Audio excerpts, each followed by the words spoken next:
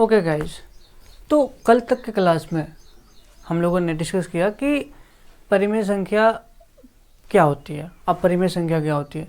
एक ऐसा नंबर जो p बाई क्यू के फॉर्म में रिप्रेजेंट किया जा सके, जहाँ पे p और q इंटीजर है and q is not zero, उसे हम लोग रेशनल नंबर बोलते हैं। और रेशनल नंबर वे नंबर्स हैं जो इन सारे तीनों कंडीशन में से दो कंडीशन को मीट कर पुराने वीडियो में देखा। अगर आपने उस वीडियो को नहीं देखा है तो आई जेन्युइनली रिकमेंड यू कि आप उस वीडियो को देख के आओ, पहले वहाँ से अपनी बेसिक कॉन्सेप्ट को क्लियर करके आओ। बाय द वे, हम लोगों ने कल ये भी देखा कि क्यू नीचे जीरो क्यों नहीं होना चाहिए, why Q should not be zero. P और क्यू इंटीजर्स होने तो चाहिए, but why Q should not be zero, नीचे वाला जीरो क्यों नहीं होना चाहिए, हम लोगों ने उसमें डिस्कशन किया। आज मैं थोड़ा सा अपरिमेय संख्याओं के ऊपर ज़्यादा ध्यान देने की कोशिश करूँगा। वैसे आप लोगों ने देखा होगा कहीं पे कि रूट 2 को एक अपरिमेय संख्या बोला जाता है। जब एक छोटा बच्चा होता है जिसके दिमाग में ये रूट 2 है, उसे बोला गया कि एक ऐसा नंबर जिसे p बाई क्यू के फॉर्म में रिप्रेजेंट नहीं किया जा सके, लेकिन हम रूट 2 को तो रूट 2 बटा एक रूट 2 अपॉन 1 के रूप में लिख सकते हैं। तो p की वैल्यू रूट 2 हो गई एंड q की वैल्यू 1 हो गई।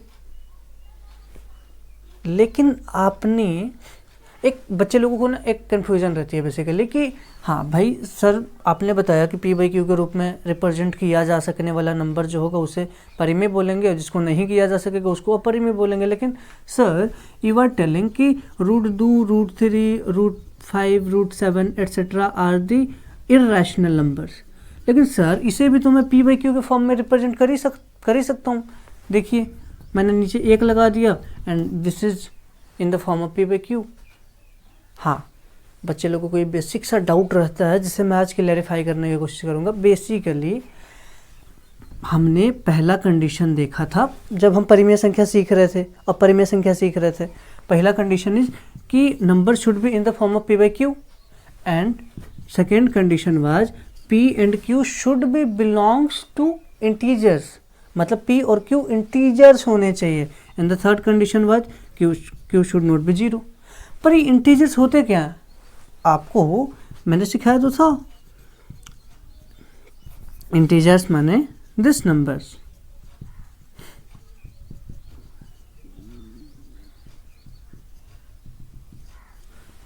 इसमें 0 से लेके 1 2 3 4, 0 से लेके -1 2 3 4, इधर नेगेटिव साइड, पॉजिटिव साइड 0। तब p और q के जगह इस ऊपर और नीचे वाले नंबर्स में इन्हीं संख्याओं में से कोई एक संख्या होना चाहिए। क्या रूट 2 इधर अवेलेबल है? नो। हम लोगों ने इंटीजर्स को इसी तरीके से डिफाइन करके रखा है। इंटीजर्स में 0 के बाद 1 आते हैं, 1 के बाद डायरेक्टली 2 आ जाते हैं, 1 के बाद 1.1 नहीं आता, 1 के बाद 1.2 नहीं आता।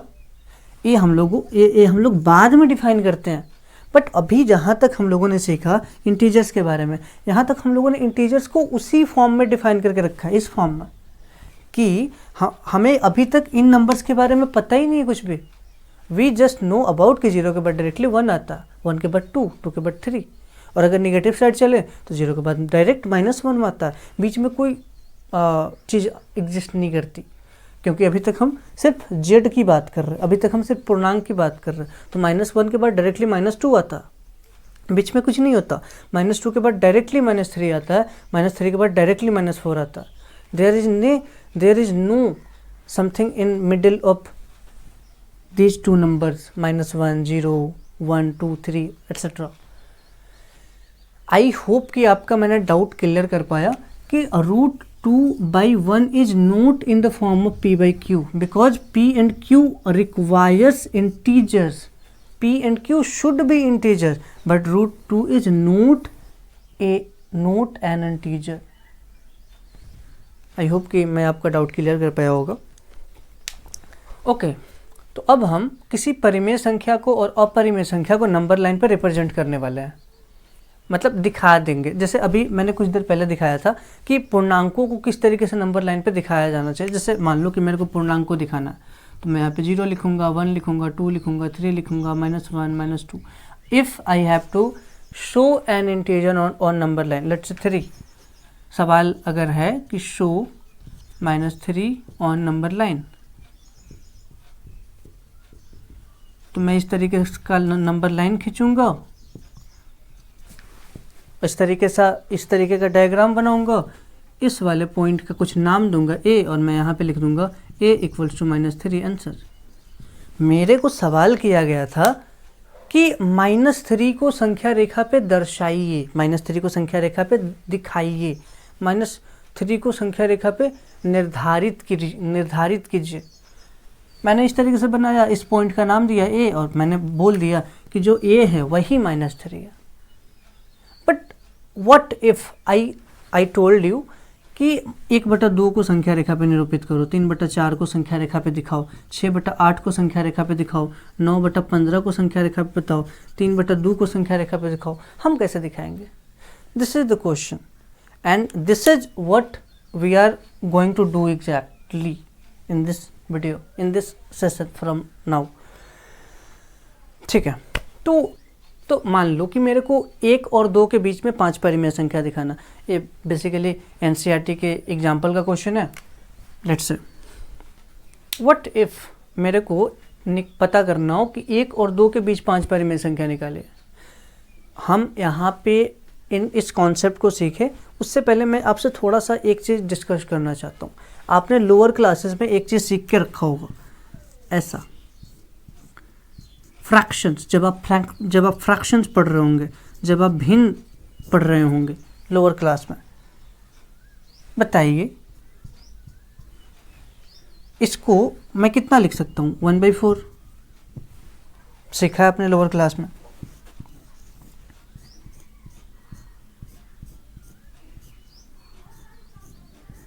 इस तरीके से अगर मैं इस चीज़ को बहुत सारे सेगमेंट्स में बांट दूं और मुझे सिर्फ इस वाले पार्ट को रिप्रेजेंट करना, तो मैं क्या करूँगा? मैं टोटल पार्ट्स को गिनूंगा, 1 2 3 4 5 6 7 8 9 10 11 12, और मैं लिख दूंगा 1 आउट ऑफ 12, 12 में से एक छोटा सा टुकड़ा है जिसका मैंने एक छोटा सा पार्ट को दिखाने का प्रयास किया है। मैंने 12 टुकड़ों में इसे बांटा और मैंने इसके एक टुकड़े को दिखाने का प्रयास किया। मैं इसको मैथमेटिकली 1/12 लिखूंगा।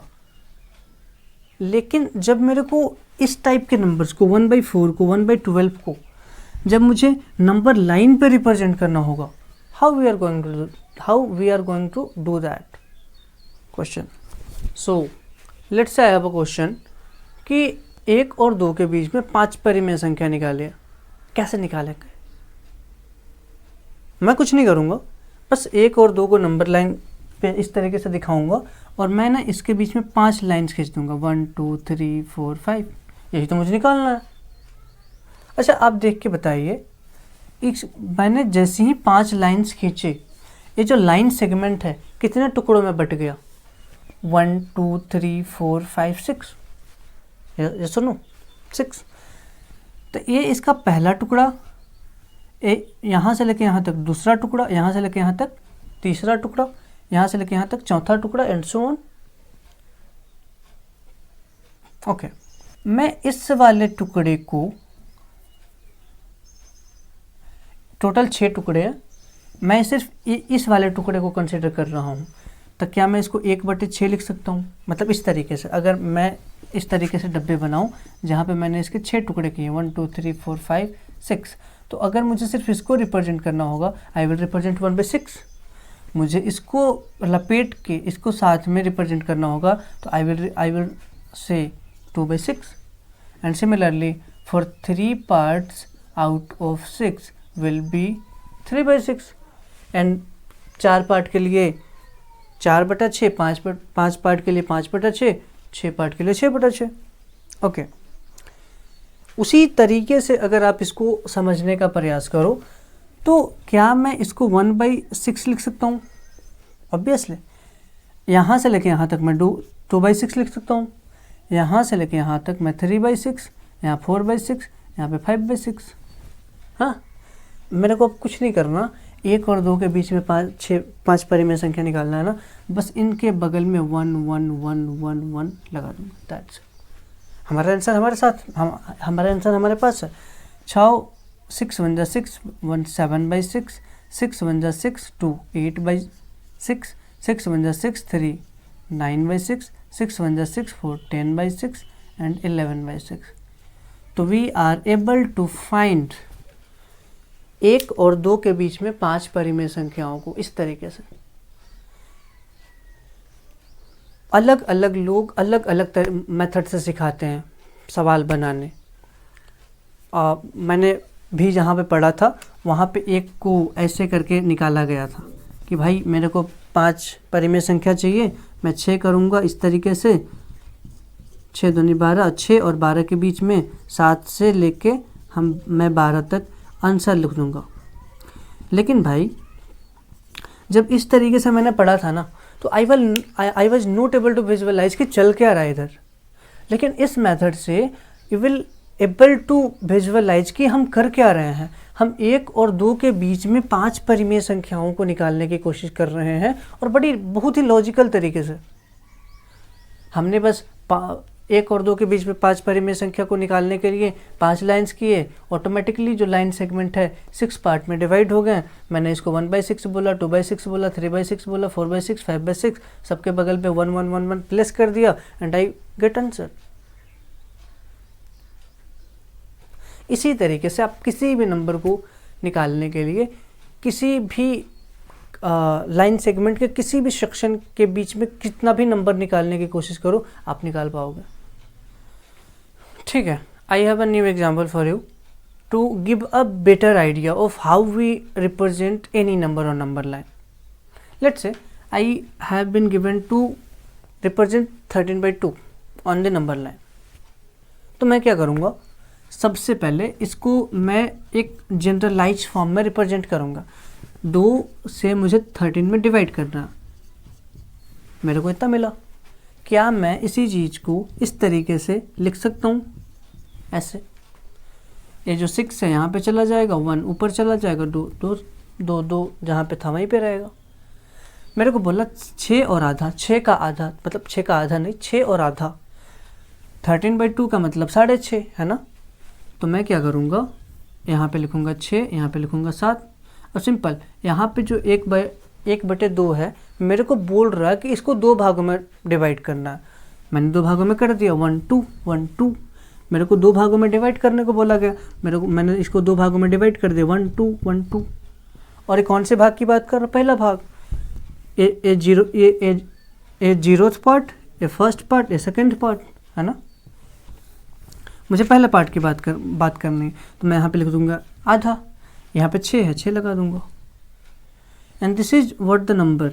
अच्छा आप ही सोचो ना, 6 और 7 का बीच में 6.5 में मेरे को निकालना है, 6 और आधा 6.5, 6 और 7 के बीच 6.5, यही नंबर तो होना चाहिए। मैंने लिख दिया, रिप्रेजेंट कर दिया आंसर। अब अगर मैं ऐसे लिखना चाहूँ तो ऐसे लिख सकता हूँ।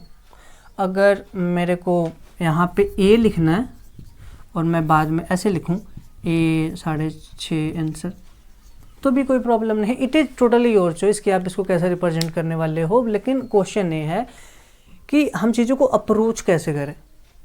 And I think now you have a better idea कि आप चीज़ों को किस तरीके से अप्रोच करने वाले हो।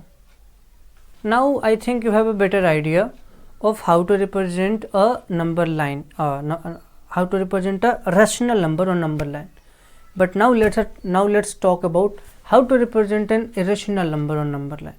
जैसे मेरे को √2 को संख्या रेखा पे निरूपित करना है, मैं कैसे करूँगा उसे। तो इससे पहले कि हम संख्या रेखा पे इरेशनल नंबर्स को रिप्रेजेंट करें, हम लोगों को ना एक बेसिक सिंपल कॉन्सेप्ट आना चाहिए, विच इज पाइथागोरस थ्योरम। तो बेसिकली पाइथागोरस एक मैथमेटिशियन का नाम है जिन्होंने हमें राइट एंगल ट्रायंगल के बारे में कुछ बताया था। थोड़ा सा उसके बारे में डिस्कशन करेंगे। उसको डिस्कशन करने के बाद we will discuss about how to represent an irrational number on number line. तो पाइथागोरस ने बोला कि कोई भी आप राइट एंगल ट्रायंगल ले लो, कोई भी आप समकोण त्रिभुज ले लो। मतलब समकोण त्रिभुज का मतलब क्या? एक ऐसा ट्रायंगल जिसमें एक उसका कोई एक एंगल 90 डिग्री का हो। यहाँ पे एक एंगल 90 डिग्री का है, यहाँ पे एक एंगल 90 डिग्री का है। तो पाइथागोरस कहते हैं कि चलो ठीक है, ये जो 90 डिग्री के सामने का जो साइड है ना, इसको हम लोग कर्ण बोलते हैं। हिंदी मीडियम वालों के लिए कर्ण, अंग्रेजी मीडियम वालों के लिए हाइपोटेन्यूस। इसको आधार बोलते हैं, बेस। इसको लंब बोलते हैं, परपेंडिकुलर। मतलब ऐसा कि जो नीचे का लाइन है उसको हम आधार बोलेंगे, उसको बेस बोलेंगे। आप ही सोचो, इस त्रिभुज का बेस क्या है? बेस का मतलब वह चीज़ जिस पे कोई चीज़ खड़ी होती है। त्रिभुज किस पे खड़ी है? इस लाइन पे खड़ी है, तो मैं इसको बेस बोलूँगा। 90 डिग्री एंगल के सामने की जो साइड है उसको हम लोग हाइपोटेन्यूस बोलते हैं, कर्ण बोलते हैं। और जो खड़ा है उसको हम लोग लंब बोल देते हैं। सिंपल, जिससे नाम मतलब ए और कुछ भी नहीं है, बस हम लोगों ने साइड्स का नाम दे दिया। उसी तरीके से इस वाले त्रिभुज के लिए कर्ण ए हो जाएगा, आधार ए हो जाएगा और लंब ए हो जाएगा। पाइथागोरस ने एक डिस्कवरी की कि किसी भी राइट एंगल ट्रायंगल के लिए जब हम कर्ण का स्क्वायर करेंगे तो वो इक्वल होगा उसके लंब के स्क्वायर प्लस आधार के स्क्वायर के। ऐसा हमें पाइथागोरस ने बोला। अब आपसे अपने पेन और पेपर पे वेरीफाई कर सकते हो। आपको कुछ नहीं करना, अपना स्केल उठाना है, पेन उठाना है और ऐसे आपको लाइन खींच देना है 3 सेंटीमीटर। आराम से कर सकते हो। और एकदम इस तरीके से यहाँ पे 90 डिग्री का एंगल बनाते हुए, मतलब खड़ा बनाते हुए, चरखूट बनाते हुए मैं यहाँ पे 4 सेंटीमीटर खींच दूँगा। जब आप ऐसा करोगे, यहाँ पे 3 सेंटीमीटर, यहाँ पे 4 सेंटीमीटर खींचोगे, आप पाओगे कि जब आप इसको इस तरीके से खींच के इसको मेज़र करोगे तो ये 5 सेंटीमीटर होगा। मैं चाहता हूँ कि आप इस चीज़ को खुद से ट्राई करके देखें। अपना पेन पेपर उठाइए, उस पर 3 सेंटीमीटर खींचिए, 4 सेंटीमीटर खींचिए और जो तीसरा साइड बन रहा है उसको चेक करिए कि वो 5 ही बन रहा है क्या। और अगर 5 बन रहा है तो क्या ये आपको फैसिनेट नहीं करती? सेम आप इसको अगर 5 ले लो, इसको अगर आप 12 ले लो, तो ट्राई करके देखो ये 13 बन रहा है क्या। You should have a try on it. But सवाल ये नहीं है कि 13, 3 और 4 करने से यहाँ पे 5 आ गया, 5 और 12 करने से यहाँ पे 13 आ गया। सवाल ये है कि जब मैं इस 5 का स्क्वायरिंग करूँगा तो मेरे को 25 मिलेगा, 4 का स्क्वायरिंग करूँगा मेरे को 16 मिलेगा, 3 का स्क्वायरिंग करूँगा मेरे को 9 मिलेगा, और जब मैं इस 9 और 16 को जोड़ूंगा तो 25 आता। This is exactly Pythagoras says. जब मैं इस 5 का स्क्वायरिंग करूँगा 25 आएगा, 12 का स्क्वायरिंग करूँगा 144 आएगा, 13 का स्क्वायरिंग करूँगा 169 आएगा। बट इन दोनों को जोड़ने से 169 आता। यही पाइथागोरस ने बोला कि किसी भी राइट एंगल ट्रायंगल के लिए उसका कर्ण का स्क्वायर उसके लंब के स्क्वायर और उसके आधार के स्क्वायर के योग के बराबर होता है, जोड़ के बराबर होता है, सम के बराबर होता है। ठीक है, तो मैंने पाइथागोरस के बारे में आपसे डिस्कस कर लिया। अब मेरे को सीखना है कि how to represent an irrational number on number line. अब उसी को समझने के लिए हम लोगों ने पाइथागोरस को इतना समझा है। तो अगर मैं यहाँ से कुछ फॉर्मूलाज बनाना चाहूँ तो मैं बना सकता हूँ क्या? जैसे यहाँ पे मेरे को दिया हुआ है, अगर मैं कर्ण को शॉर्ट में P बोल दूँ, सॉरी H, कर्ण के लिए hypotenuse H square equals to, लंब के लिए मैंने P, तो P स्क्वायर प्लस आधार के लिए B बेस। मतलब मैंने वही किया जो पाइथागोरस ने बताया। पाइथागोरस ने ये बोला, मैंने उसको बस शॉर्ट फॉर्म में लिख दिया और कुछ नहीं किया। ठीक है, तो यहाँ से अगर आपने छोटी मोटी क्लासेस करके रखी हैं 8th क्लास की, तो ये जो स्क्वायरिंग, इस साइड का जो स्क्वायर होता है जब बराबर के उस साइड जाता है तो जाके रूट बन जाता है कुछ इस तरीके से। अब अगर इतना बेसिक्स, अब इतने बेसिक्स पे मैं नहीं जाने वाला, इतना आपको आना चाहिए बाय द वे। पर नहीं आता कोई बात नहीं, अभी के लिए आप वॉच करो कंटिन्यूअसली, धीरे धीरे बाकी सारी चीज़ें कंप्लीट हो जाती हैं, कवर अप हो जाती हैं। तो नाउ द क्वेश्चन इज कि how to represent root 2 on the number line. चलो देखते हैं कैसे आएगा। थोड़ा सोचते हैं, अगर सपोज यहाँ पे 0, यहाँ पे 1 है, यहाँ पे नहीं, यहाँ पे ले लेता हूँ 1, तो अगर यहाँ से यहाँ 1 यूनिट है और अगर मैंने यहाँ से यहाँ पे 1 यूनिट लिया, बस डूइंग एजम्पशंस, हम बना नहीं रहे, बस एज्यूम कर रहे हैं कि ऐसा हो सकता है, और हाँ एग्जैक्ट मेथड भी यही है, बट हम बस सोचने की कोशिश कर रहे हैं। यहाँ से मैंने 1 यूनिट लिया और मैं यहाँ पे भी 1 यूनिट ले लेता हूँ। अब बताओ, अगर A1 है, अगर A1 है तो इसकी लेंथ कितनी होनी चाहिए? सिंपल, यू कैन सी कि ये 90 डिग्री है, मतलब ये हाइपोटेन्यूस होना चाहिए। 90 डिग्री के सामने hypotenuse h, and h is equal to this under root p square plus b square. इसका परपेंडिकुलर कितना है? 1 यूनिट, तो मैं इसको 1 का स्क्वायर कर सकता हूँ। इसका बेस कितना है? 1 यूनिट, मैं इसको कर सकता हूँ 1 स्क्वायर 1, 1 स्क्वायर 1 अंडर रूट 2।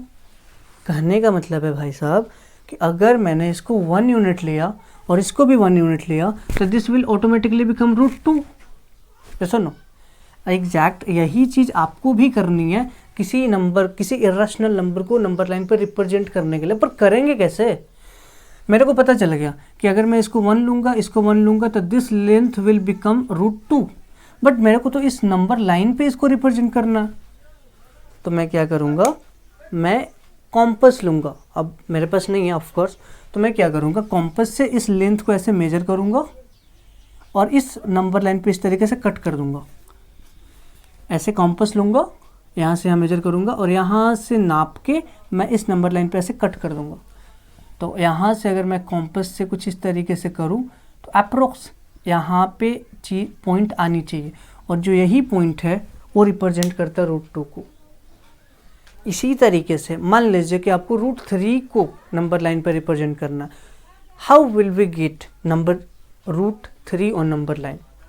अच्छा थोड़ा सोचते हैं, अगर मैं रूट 2 का स्क्वायरिंग करूं प्लस 1 का स्क्वायरिंग करूं और ऐसे रूट चढ़ा दूं इस पर, बस ऐसी है, बस हम लोग थोड़ा सोचने की कोशिश कर रहे हैं। मैं आपको सोचना सिखाना चाहता हूँ कि कैसे हम चीज़ों को सोचते हैं।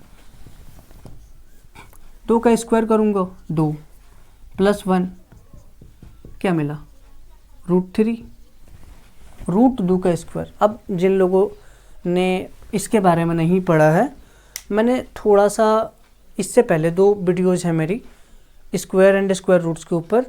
अगर आपको स्क्वायर एंड स्क्वायर रूट्स के बारे में ज़्यादा जानकारी चाहिए तो you should definitely watch those videos. तो मैंने ऐसा किया तो मेरे को रूट 3 मिला। अब क्या करते हैं, यहाँ से यहाँ मैं रूट 2, मेरे को रूट 2 का लेंथ मिल गया, इस लेंथ को मैंने यहाँ पे प्लेस कर दिया। अगर मैं यहाँ पे 1 यूनिट प्लेस करूँ, ए रूट 2 यूनिट यहाँ से यहाँ हमने प्लेस किया। मान लो कि हम लोगों ने किसी तरीके से इतना नाप के यहाँ पे कर लिया, ओके। यहाँ से मैंने 1 यूनिट प्लेस किया, तो आप बताइए इस वाले लेंथ की मेजर कितनी होनी चाहिए? यहाँ से हमने किया ना, मतलब इधर से रूट 2 यूनिट, इधर से 1 यूनिट, तो इन दोनों का कॉम्बिनेशन पाइथागोरस थ्योरम लगा के मैं इस लेंथ को अगर निकालना चाहूँ तो मेरे को क्या लेंथ मिलता है? रूट 3। और जब मैं इस रूट 3 को भी नंबर लाइन के ऊपर रिप्रेजेंट करना चाहता हूँ